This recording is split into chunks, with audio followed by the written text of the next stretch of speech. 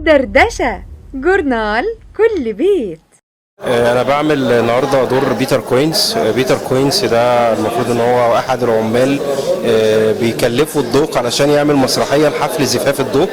بيتر كوينز بيجمع مجموعه من زملاء العمال وبيبداوا يعملوا بروفات للمسرحيه الفاشله اللي هي بتفشل اصلا في النهايه. وفي مواقف كوميديه بتحصل منهم ان احد العمال بيتخطف، بيتسحر لحمار وملكه الجن بتحبه. في مواقف كتير بتحصل في الدور. طيب كلمنا عن تجربتك مع مازن الغرباوي. مازن الغرباوي هو صديق شخصي من فترة طويلة جدا، لكن أول مرة أشتغل معاه مسرح السنة دي كممثل، لكن اشتغلت معاه مسرح في مواقع تانية قبل كده كمونتير أو كمخرج لمادة فيلمية. مازن الغرباوي مخرج عبقري. انا شايف ان هو مخرج سابق جيله بمراحل.